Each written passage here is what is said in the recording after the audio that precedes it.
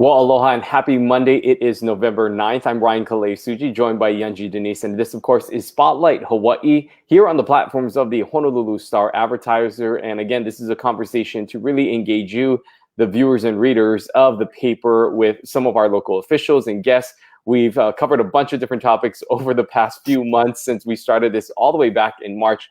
Of course, a lot of our focus has been recently on politics, but over the course of this past few months, we've really dived deep into COVID-19 and its impact here in Hawaii. And today, Yunji, we're taking a little different approach with our guests this morning.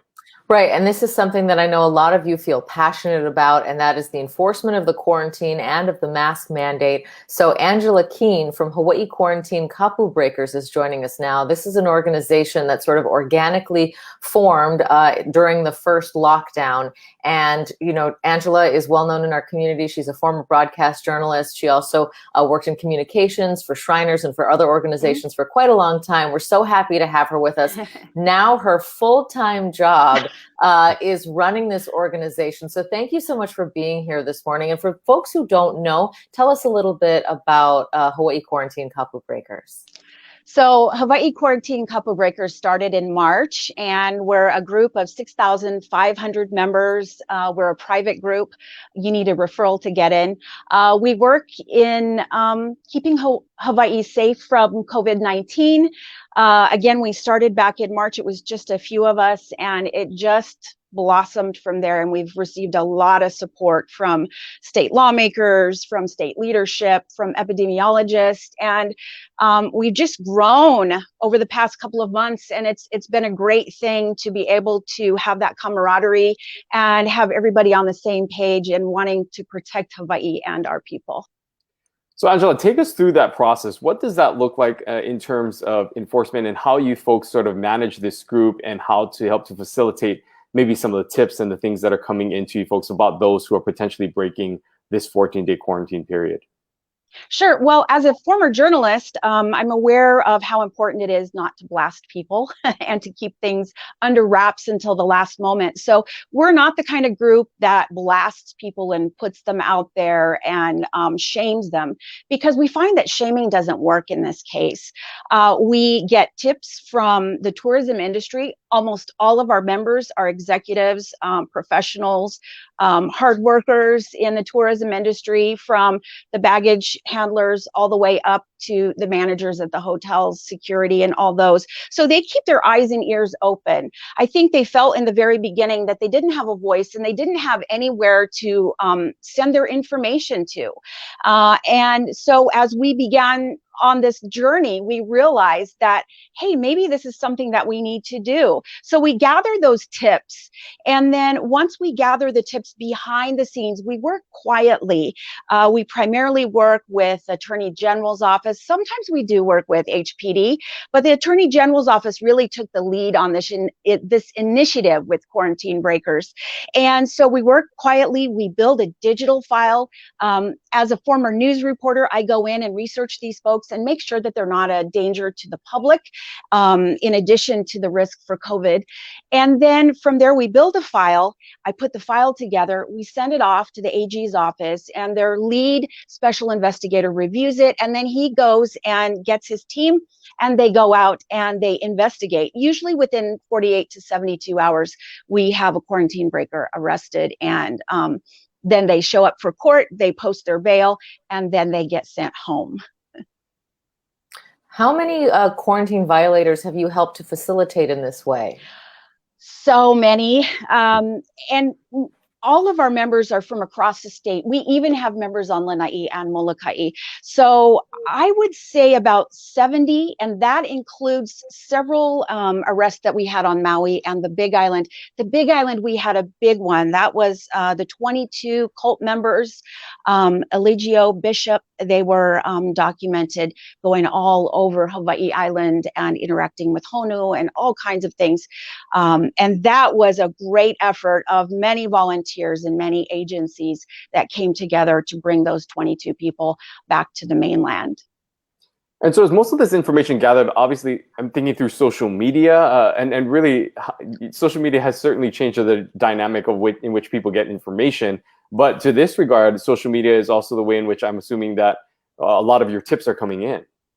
Yeah, so in the very beginning, we used 100% social media. Back in those days in March, in the very beginning, our members educated people who were here who were blasting on social media that they were riding out COVID in Hawaii to escape it on the mainland. Then we got, connected to Visitor Aloha Society, the AG's office, and that sort of thing. As we progressed, we realized that social media isn't the only tool that we can use. It's really a lead-in to our investigation. And then from there, we end up doing neighborhood surveillance, like a virtual community watch group. So people will send us information if they live nearby.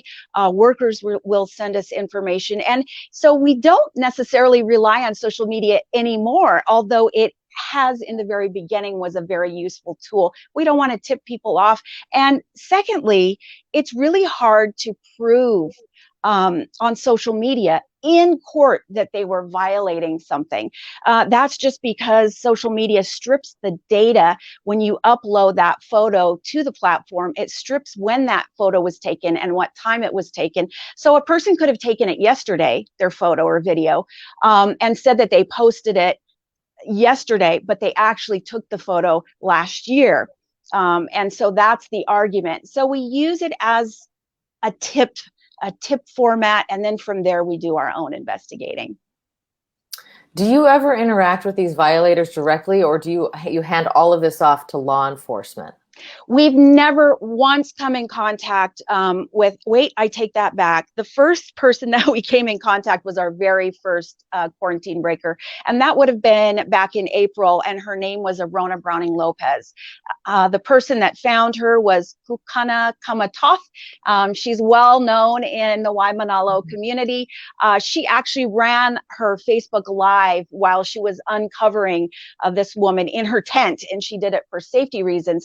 But now we don't have any interactions with quarantine breakers. As a journalist, I know it's just not safe. We don't approach, we don't interact, we don't interact with them on social media either. We don't shame them. We just don't have that connection with them except for our behind the scenes investigation. We don't ever want to take the risk of coming into contact with somebody who A, may have COVID, or B, may be a violent person, and we don't want our volunteers to get involved in that. That's the job of law enforcement. We know that this 14-day quarantine period for those that are not going through this pre-travel testing, it has to be implemented to all those who don't take the test, which does also include some local residents and not just visitors. Have you run into any instances where you are actually reporting on local people who may have returned to Hawaii and are breaking quarantine in that way? Oh boy, that's probably the toughest one. We've had neighbors turning in neighbors. We've had in-laws turning in in-laws. We've had cousins turning in each other. And those are the ones that you often don't hear about on the news unless they are someone noteworthy. Take, for instance, Tiny Tadani. That was really a tough one for me personally because I know him. And that came through a fan of his who was elderly, and she was very worried about the kupuna safety with him being out and about after returning. But everybody always asks us that question, do you catch locals? Of course we do, just as many locals as we do visitors. And we just don't hear about it in the media because, it's not that juicy story that they're looking for, but it is very tough. And people do it knowing that they may be turning in a family or friend, but they do it out of the caution of the safety for the kupuna and the keiki in the community. I know that some of your work is now shifting as we shift our focus to masks. Can you tell us a little bit about that? Definitely. One of my close friends and like an uncle to me is a very well-known epidemiologist worldwide who happens to have connections with Dr. Fauci. That's Dr. DeWolf Miller.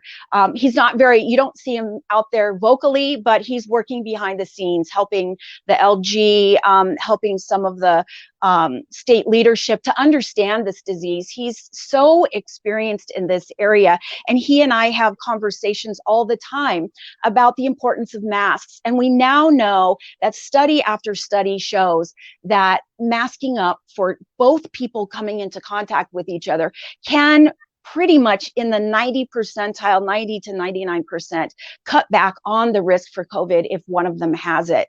So we now know that this is an easy fix. The problem is that we have a lot of visitors and locals who come who aren't educated on the use of masks and don't know about our statewide mandate. Our mandate, though, is very loosely worded, and I'm pushing for a statewide mask mandate, and so far have received incredible reception from all of the state leadership. Even HTA is on board with this. John DeFries has a great attitude about it. And so because of that, we felt that this is one easy remedy to help educate the public, to help bring that statewide mask mandate up to a better level so that law enforcement can enforce it and so that our community can stay safe.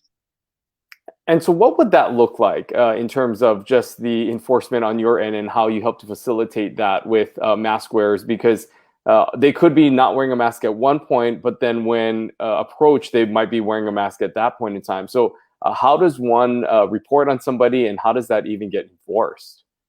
Well, what we've been doing lately is we just do impromptu surveillance across the islands with all of our Kapu Breakers groups on each island. We just go out to areas where tourists frequent and where there's lots of gathering, beaches and all the different thoroughfares, you know, Kalakaua Avenue and Lahaina Town. And we take a look and see what is it like out there. Right now, we have a really high, and this was really surprising to me, a really high rate of visitors who don't mask up.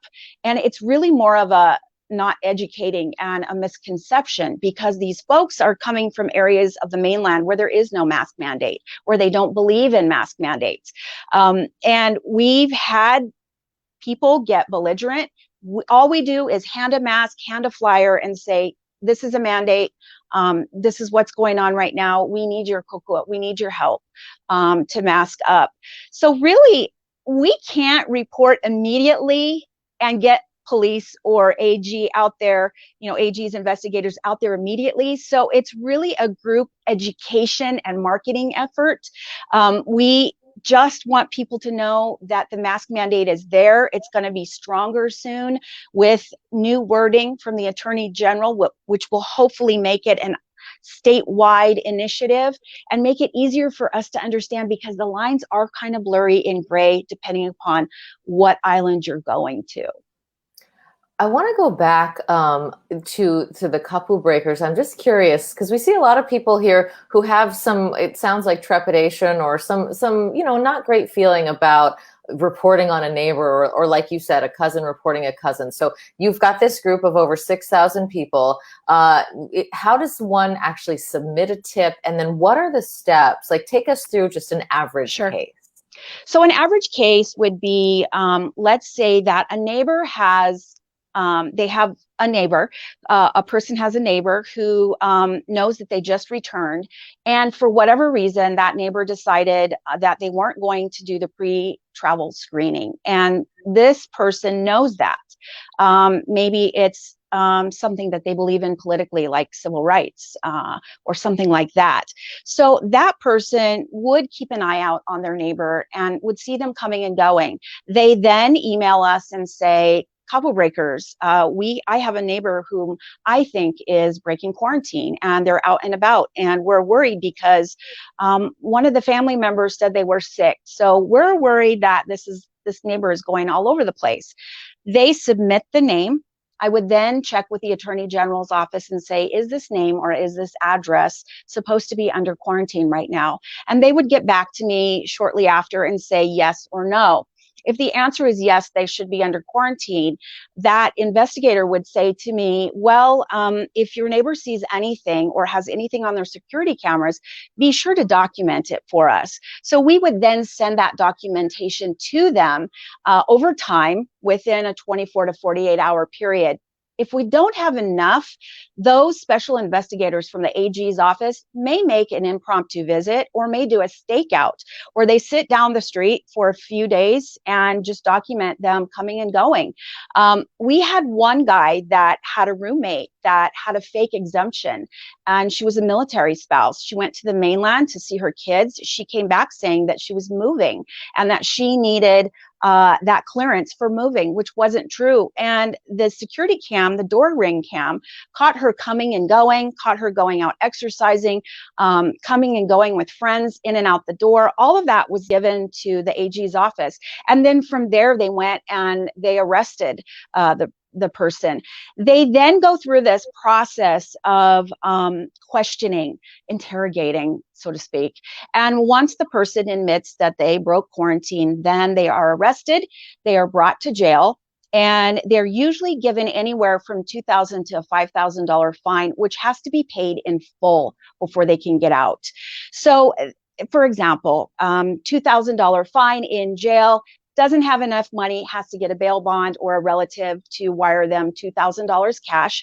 They post that bail, they get out, they get themselves an attorney, and then they have a court date within a few weeks. Some of them who are visitors, most of the visitors, will end up going straight back to the continent, to their home. They won't even fight it because there's so much evidence against them, and their trip is almost over anyway. So we had one guy that paid a $4,000 fine because he was all over the island, over Oahu, in all these places, blatantly breaking quarantine, no mask, no social distancing, and live blogging the whole thing.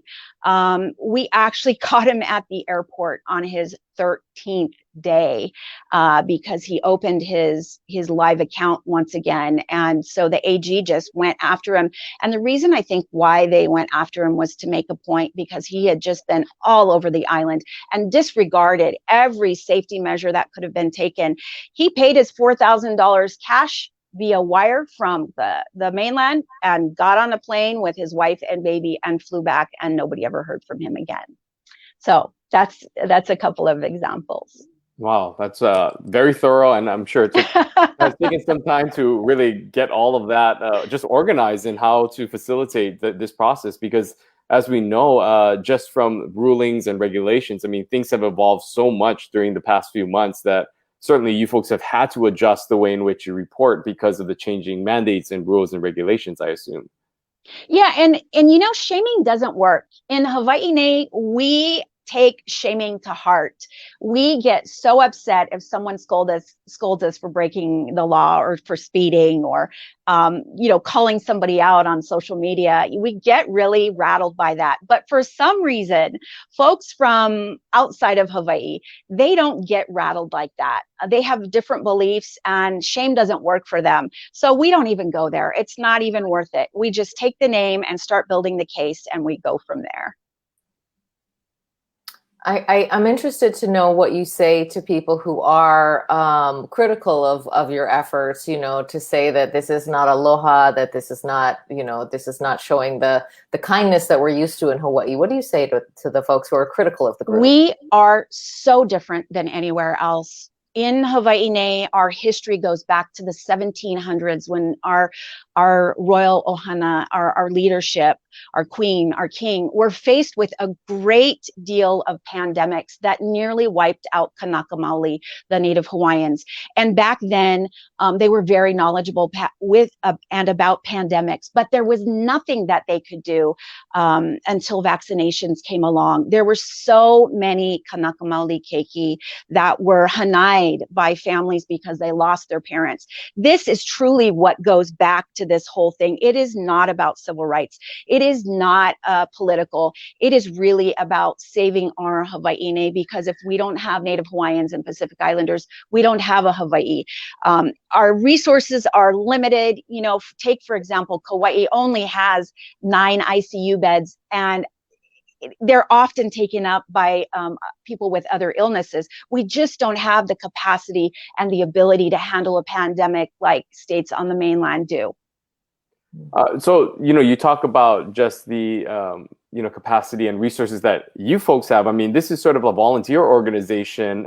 How are you sort of managing this all on your own? And also, how is the group formed? And if those people, others are interested in joining, I mean, talk about sort of more of the back end side of the organization and funding mechanisms and how you guys are continuing to sustain this. Well, I may be the person who does all the the talking, the spokesperson. But really, we have a whole team of people, and it's really interesting how it just happened. Every island has a lead team. We have a lead team on Kauai, on Oahu, on Lanai, on Molokai, and Maui, and Hawaii Island. Hawaii Island is actually greater lead team because of the size of the island. Mm-hmm. So those lead teams, we have back-end communication, end-to-end encrypted text messaging, group messaging, where we're all in the same loop. So that we know what we're following on each island. And then from there, they have core teams on each island that they communicate with. And they each have core teams of law enforcement and travel industry folks that they communicate with. If you want to be a member, it's recommendation and referral only right now because we're at 6,600 something. And we want people to really be active and maka'ala or vigilant. Without being overzealous. So we have these discussions behind the scenes, and each team takes their own initiatives, while it allows me to actually go out and speak to the county councils and to speak with lawmakers and to have those conversations with LG Green, you know. And it's really almost like, just like you would have a police department and, you know, different sections and that sort of thing. It's kind of how we're set up. If you have a tip, all you have to do is email us, quarantinebreakers@gmail.com. You can also ask one of your friends, hey, does anybody know if any of my friends are a Kapu Breaker? If so, you can get a recommendation from them and join. Or we just ask people about their passion and why they want to join, and we'll allow them in as long as they're free and clear when we look and see if you know, they're a right fit for the group. What do you hope for this going forward? I mean, the pandemic is going to be around for a while. You know, we've opened trans-Pacific travel, of course, with a test, but, you know, we had HPD on here a little over a week ago, and they said that at any given time, they're trying to monitor 20,000 people who are supposed to be quarantined. And that's just the quarantine piece, not even the mask piece. There's probably tens of thousands more who are not being compliant. So where do you see this going? You know, I think that over the months with state lawmakers, especially Senator Dela Cruz and his team with the Senate COVID committee, they've listened to us. And most of the initiatives that we've brought forward, I would say 99%, have been accepted by state lawmakers, by leadership. I see this pandemic lasting a long time, but we can't do Kapu Breakers forever. We can't do quarantine forever. So we're looking at some of the big initiatives. Right now, we're moving toward masks because we know that's a safe bet in protecting our ohana, our neighbors, our lahui, our community. And then we also will look at other things like temporary vacation rentals. You know, we've not been able to touch that quite as much as we've wanted to lately, but that's something in the future. We know that a temporary vacation rental takes away a hotel room, takes away the jobs of hotel workers and other tourist industry workers. Those are the kinds of initiatives that we'll be working on. We'll never be something like a Stolen Stuff Hawaii or other crime groups. We are more of a community watchdog group. And I think going forward, we'll continue to do that even after we have a vaccine and even after we overcome everything related to the current pandemic. You know, we are, of course, in this tier 2 right now, and we've seen trans-Pacific travel returning and just more and more gathering sizes. What have you noticed and what have you heard from those that are in your organization over the ground, maybe over the last week or even this past weekend? What are some of the things that you're seeing and hearing just within this past week as we continue to sort of move forward in this pandemic? Oh boy, could I take a big sigh? We are backsliding big time. And these are conversations that I have with Dr. DeWolf Miller, the renowned epidemiologist. We know that we're backsliding. People get so comfortable here. And we are a community who loves to gather, who loves to embrace, who loves to honi honi, to love to exchange ha or breath. And we can't do that anymore. And I suspect by the time we have Thanksgiving come around that we will be on lockdown. Our numbers are slowly rising. We have visitors coming in from the mainland and other places that are coming from hot spots. Europe has hot spots. The continent has hot spots across the Midwest. We're hearing as many as 43 to 44 or more states have rising cases right now. And we also know that that's a boomerang for Hawaii. Once that happens, we likely will see those waves come within weeks after it happens on the mainland. So I predict, unfortunately, by Thanksgiving, we will be on lockdown.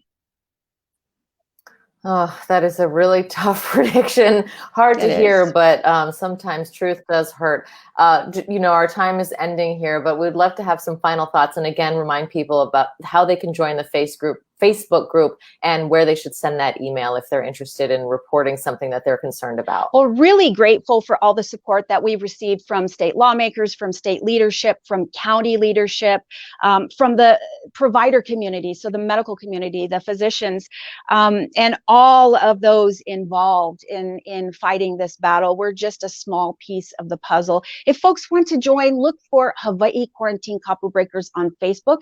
It's a private group. You do have to get a referral, so ask around and see if there's anybody in the community that you know that might be a member and to get a referral. Then you just go in and request a membership, fill out that form, and communicate with us. Some people don't want to join the group. If that's the case and they just want to report Kapu Breakers, all they can do is log on, send us an email, quarantinebreakers@gmail.com.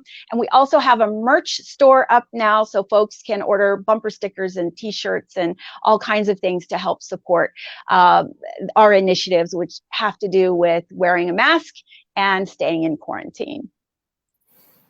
Okay, Angela Keene, thank you so much for taking the time to join us and sort of updating us on your efforts. And we look forward to maybe hearing from you again in the future as we continue to move forward through this pandemic together. Thanks so much. Aloha. Thank you. Wow, Ryan, really interesting to hear about that grassroots initiative. Now over 6,000 people, part of that group on Facebook. And really interesting to hear how they're working sort of in concert with law enforcement, doing their own investigating, specifically when it comes to the quarantine breakers, gathering that documentation, turning it over to authorities who then, she says, have been able to bust, if you will, about 70 people, which is quite a few. And then also on the other side, doing the mask awareness, if you will, handing out masks and telling people that they need to follow the state mandate. Yeah, and we know that there are a lot of concerned citizens out there in our community that don't really know what to do when they see someone that is breaking quarantine. And as she said, sometimes it is a loved one, a family member, a friend that they actually are reporting. And so, this kind of provides sort of an outlet for people to just kind of at least make people aware of some things that are happening within the community, but certainly a group of people who are very passionate about protecting Hawaii and keeping it safe, especially now as we continue to see these numbers rising. As she said, we are seeing that uptick and there is concern, and we're expected to hear from the mayor today or at least sometime this week about those rising numbers again. The island of Oahu was positioned to potentially be heading into tier 3, but the past few days we have seen the increase in those case numbers and could potentially not only be limited to tier 2, but actually go back down to tier 1. And so we will see how all of this sort of impacts the response by the community and how people will react to those who are indeed breaking this quarantine. Yeah, when you see those triple-digit case numbers, it really is disheartening, especially thinking ahead to the holidays. We tried to have a restricted Halloween, but Halloween is one thing. Thanksgiving and Christmas are quite another. And so I think there are a lot of people who are really hoping that we're able to keep the numbers down so that we can at least have some kind of a semblance of a holiday. One of the key things, of course, to controlling the pandemic is contact tracing.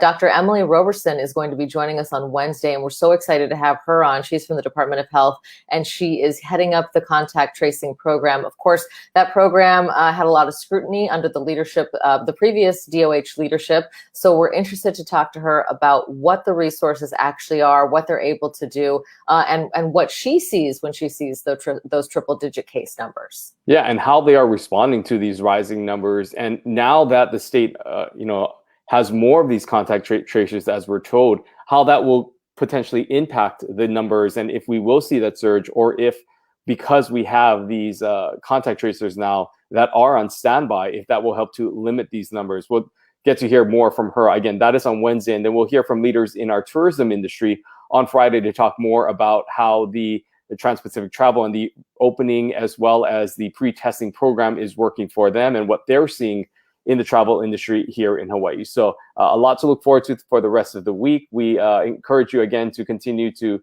support the show by sharing it with those who may be interested, inputting your questions and your comments, and let us know where you're watching. We certainly always love hearing from all of you. But we look forward to our next conversation. Again, that is on Wednesday, right back here at 10:30. Aloha.